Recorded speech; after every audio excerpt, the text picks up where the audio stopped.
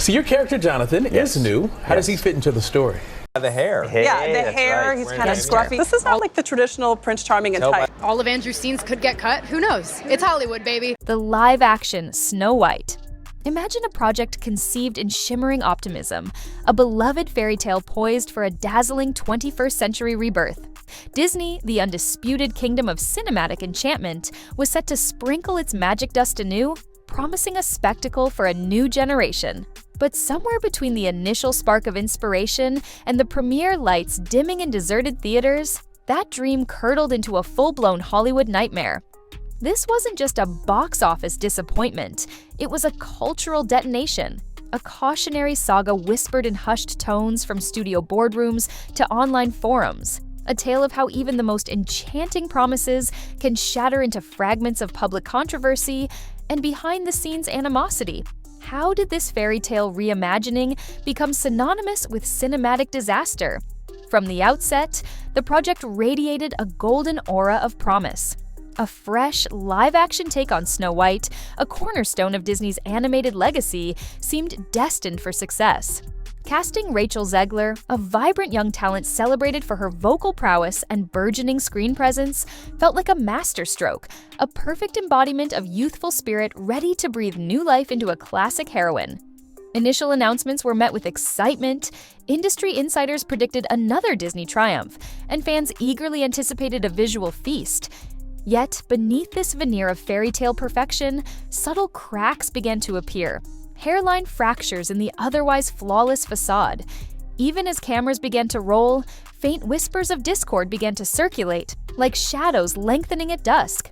Rumors, initially dismissed as typical on-set grumbles, hinted at underlying tensions, creative clashes that went beyond the usual artistic friction. Were there disagreements about the direction of the story? Were personalities clashing behind the scenes? The whispers grew, morphing into murmurs of a brewing storm, an unease that suggested all was not entirely harmonious in this enchanted kingdom of production. Few, however, could have foreseen the sheer magnitude of the tempest that was gathering, ready to unleash its fury and engulf the entire project in a maelstrom of controversy. Then, the storm broke, not with a cinematic thunderclap, but with the seemingly innocuous drip of public commentary. Rachel Zegler, in promotional interviews, began to articulate her vision for a modern Snow White, a princess reimagined for contemporary sensibilities. Statements emphasizing empowerment, self-reliance, and a departure from the traditional damsel in distress trope rippled through the internet.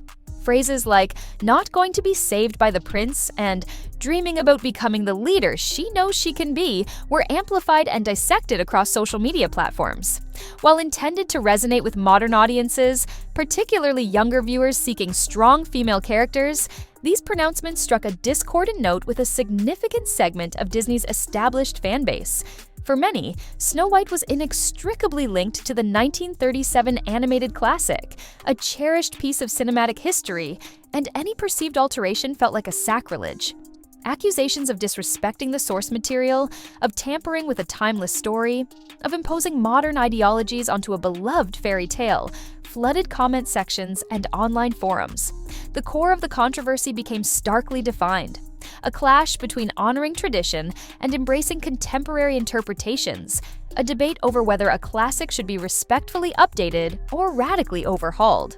The seeds of dissent, once sown, now sprouted into a thorny thicket of public opinion, transforming the film's narrative from anticipated entertainment into a battleground of cultural values. The sweet allure of the fairy tale was rapidly turning sour, replaced by the bitter taste of public backlash. When Snow White finally graced theater screens, it wasn't met with applause, but with an echoing silence. The box office receipts weren't merely disappointing, they were catastrophic. A financial black hole swallowing studio expectations whole. Instead of the expected avalanche of ticket sales, there was a mere trickle, a dismal flow far below even the most conservative projections. The opening weekend figures were stark, undeniable evidence of a cinematic failure of epic proportions. The drop in attendance in the subsequent days was described as precipitous, shocking, and unprecedented for a Disney tentpole release.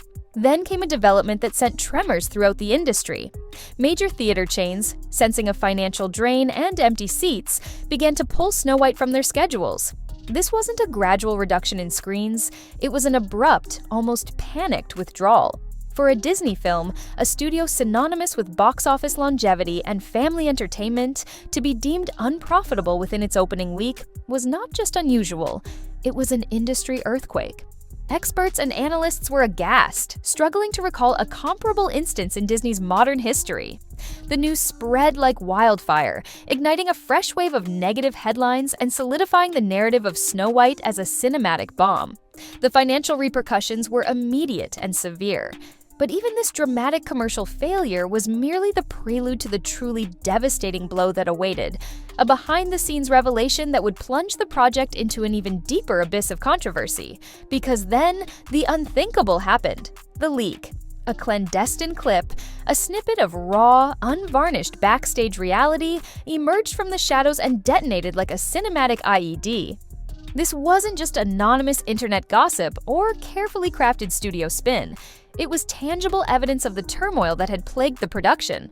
The leaked footage reportedly captured Rachel Zegler's co-star, a seasoned actress known for her commanding screen presence, in a moment of unguarded candor unleashing a verbal barrage of grievances. The target of this incandescent frustration? None other than Rachel Zegler. The alleged content of the clip painted a grim picture. The co-star accusing Zegler of fueling controversy, of damaging the film's prospects with her public pronouncements, of fostering a negative atmosphere on set through her perceived inflexibility and outspokenness. Whispers described the co-star's tone as scathing, unfiltered, and brutal, a raw monologue of blame and simmering resentment. The clip, initially circulating among industry insiders, threatened to spill into the wider public domain, promising to amplify the existing controversy to deafening levels. Suddenly, the vague rumors of tension transformed into stark, irrefutable proof of deep-seated animosity.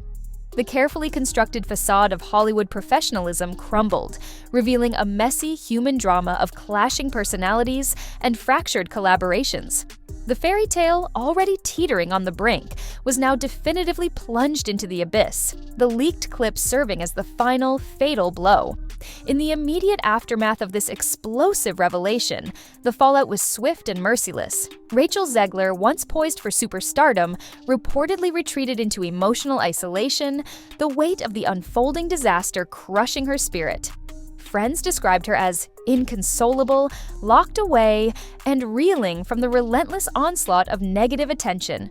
The dream role, once a beacon of opportunity, had morphed into a source of intense personal and professional anguish.